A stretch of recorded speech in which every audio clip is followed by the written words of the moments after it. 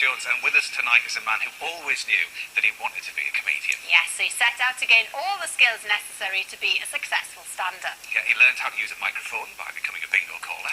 How to work hard by being a stable boy, where he even got to ride Red Rum. Yeah, and how to handle pre-show nerves. He became a blue coat and got drunk before going on stage. Yes, but he got the sack. It's Lee Mack. Did we leave out any essential skills there? God, that was such a long intro. I would say it's probably time to say goodnight, isn't it?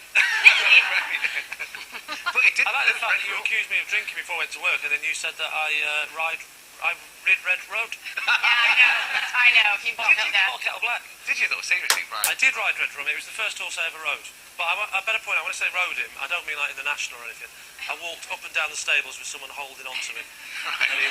And by this point he'd retired, so he was 21, which in human years is probably about 150. And he had a big gut, and he was just plodding along like that. It's he wanted to do on my back. It's still Red Rum. Still Red Rum, isn't it? Yeah. Now, is it true that one of your comedy rules is that you need a laugh every 15 seconds? Exactly on 15 seconds. Okay. If it's a second before or a second after, you have to walk off stage. Okay. Comedy Union. So we're in for a good show tonight then? Well, that's been 15, so I'll see you later. Yeah?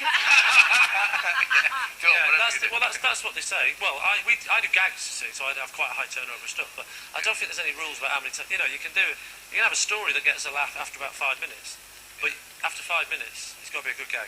Yeah. So I don't take that risk. No. Fair enough. How quick your gags are how good your gags are. The quicker they are, basically, you're admitting the rubbish, and you're just trying to move on as quickly as possible. Mine are every 3 seconds.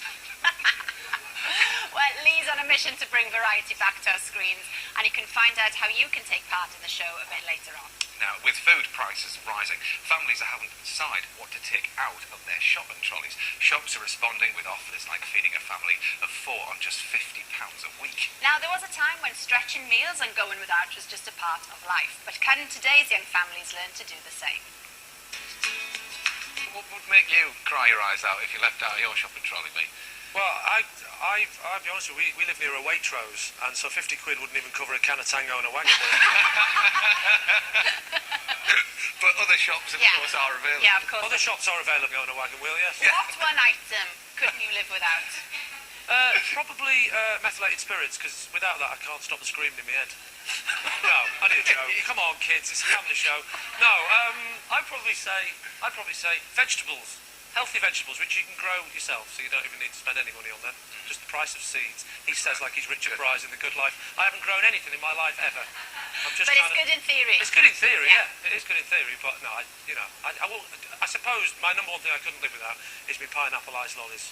Which I'm not allowed to. Nice. I was going to say the company name so I'd get some freebies, but they told me I wasn't allowed to mention them. Right. Okay, well, And also, if I asked him, the man from this place would probably say yes, anyway. Who does the shopping in your house? You or Mrs. Mack?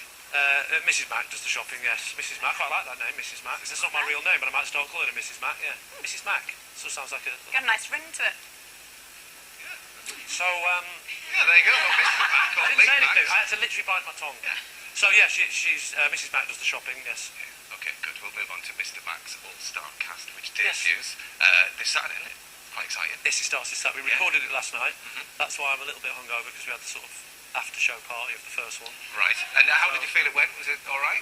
Yeah. It was. You never know, do you, when you're doing a show? You're probably the worst person to ask because you're in it, so you don't know. But only about half of them walked out, so that's a good sign, isn't it? No, it's all right. We'll know on Saturday when the general public will let us know. Yeah. Well, we've had a little bit of a sneak preview, and there's loads of stuff in it. There's loads We of saw stuff in it. bits of the pilot he did. Oh. Yeah. Is it all right? It's Very very good, very good. Are you going to show it now? But we're going to see you in action with Tess Daly and James Desperate, didn't Blunt. you? You're going to show it now? Yeah, we're going to see it now. Yeah, here's a little bit. Oh, right. Here we go. Look, Lee, can I be blunt? Don't worry, I've already got that covered.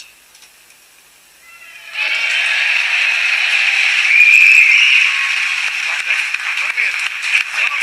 James Blunt, are we happy with that? Are we happy with that? I was very happy with that, yeah. I mean, obviously it's a lot longer than that. That's not it. It's and I'd also better point out that it is it's a Saturday night variety show. That it's not a sitcom. That's just one little sketch that we do at the end. Yeah, and that's the thing, because it's loaded with stuff, isn't it? I mean, you've got interviews in there. We've got lots of things, get involved. lots of public stuff. We've got the audience take part, also the people at home through through internet. I feel like a granddad now. Through the Through the internet. Have you heard of the Computer. Yes. What's the phrase I'm looking for when you can speak looking at each Webcam. other? Skype. Webcam. You're not allowed to say that. Oh, It's a okay. company name. The all other available website chat show host things.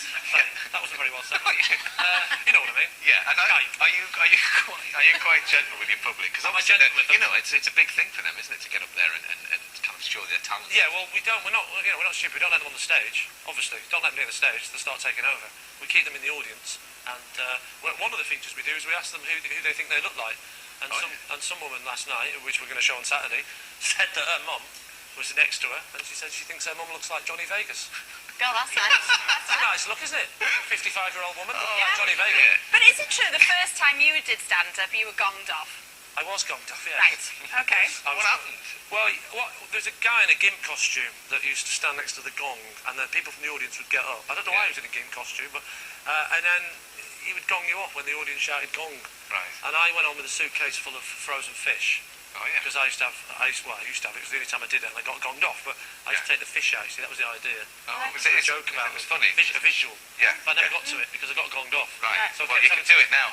Oh, because we always keep a bag with a lobster behind there just in case. Just in case someone Just comes in on and case says they had a gag that they wrote 16 years ago that they never got to and they can't remember. Perfect. Just in That's case. exactly why. This is honestly, this is like when I go shopping at Waitrose. Why my 50 quid doesn't go very far? And so I would take them out. I genuinely can't remember the joke. I'm afraid.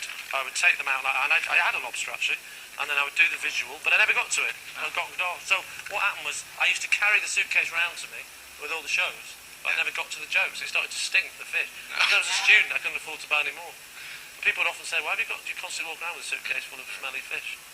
And I'd say, just in case in 15 years' time I'm on the One Show and they want me to talk about something.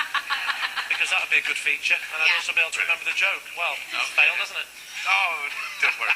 Well, Saturday night we'll I'll think of the gag by the end of the show. Yeah, don't be shellfish. Don't be shellfish. Give it all that.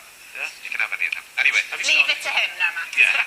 Now, they make miracles happen every single day. Our nation's midwives perform a vital service for mums and babies. But their profession had a difficult birth, and historian Ruth Goodman goes back to the early 18th century to find out why. And here's a hint: men. Well, everyone just did it, so I just joined. Do you remember the name of your midwife? Well, not yours, your wife's. I don't. Well, my midwife as well. Well, I suppose. You don't get equal rights as a man. Do you know, The it's team just as effort. painful for the man as it is for the woman. Really? I'll tell you, this is true. With our second child, we had a home birth, and we had the inflatable pool thing, and a water birth. That's the phrase I'm looking for. Was it downstairs or upstairs, the pool? Not important to the anecdote, Matt. Okay, sorry. Sorry. This is simply padding. If I start telling you where it was, Oh, God. it was on the middle floor, just next to the younger boy's bedroom. Just had it painted in blue. See, it's not adding anything to We it. nearly at the end of the Sorry, programme. I'll make it quick. So, Midwife comes round, we're all panicking. She gets in the pool, she has the baby, everything goes fantastic. And then there's a knock on the door, and I open the door, and a woman stood there, and I said, "Who are you?" And she said, "I'm the midwife." And I said, "Well, who the hell is that woman in our house?" And she said, "I don't know." And we went upstairs, and that's the end of the story.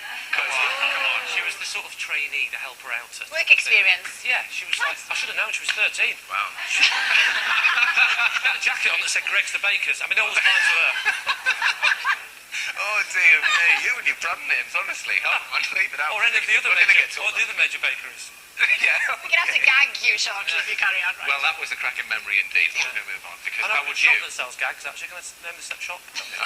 How would you like to have your favourite memory brought to life? Well, we want to do just that for you at home, and by working with an amazing team of animators, we can make it happen.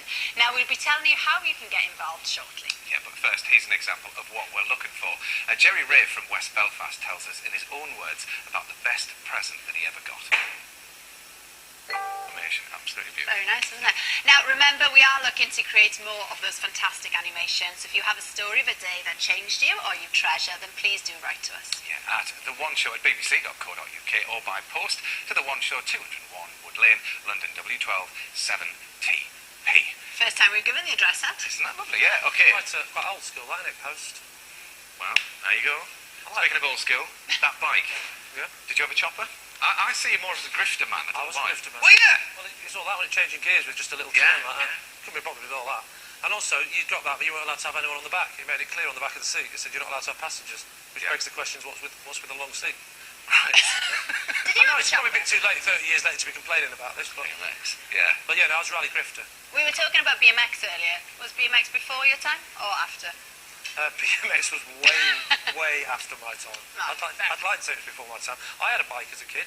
I was so proud of it. This is true. My mum and dad gave me this bike. They'd customised it and everything. It was brilliant. And then 3 days after I'd had my bike, my brother went to the shed to get his bike. He says, "Where's my bike?" My parents had nicked his bike and turned it into my bike without telling him. So they basically resprayed his bike, put loads of different bits on it, made it look like a different bike and given it to me. That's the kind of parents I had. Shouldn't laugh. With an attitude like that, they could survive with under £50 a week. Aye. Yeah. We're getting loads of emails on that. Loads of people are saying they can survive on less than £50 a week. Anyway, The Who are one of Britain's biggest ever bands and can still pack in the crowds at shows all around the world. It was one particular gig that cemented their reputation, the concert that became the legendary Live at Leeds album. But as Cary Grant finds out, it almost didn't happen. For live gigs. Someone actually gave me the ultimate heckle once. I was on stage and this drunken person was mouthing off and he wouldn't shut up. So in the end he just drifted off. I thought that's the end of him. But he found a PowerPoint at the back of the theatre and he literally pulled this huge thing out the wall and the whole thing went to blackout. All the lights went off. And the mic. He managed to find by complete chance the one thing that if you pull out it fuses everything. And I had to just shout in the darkness the gig for the next 10 minutes. So he came back on. Great. I'd like to tell how I won it round. But I didn't. No, it was 10 minutes of horrific silence. Well, to be honest, we haven't got time, Lee, because that is it. Thanks ever so much for coming on. Lee, Thanks for Mack's having me. Starcast starts on Saturday evening, 9:40, BBC One. I will see you on Monday. Yes, you will. Tomorrow I get to meet another member of the Jones family. Sir Tom Jones will be here. See you at 7. Bye-bye.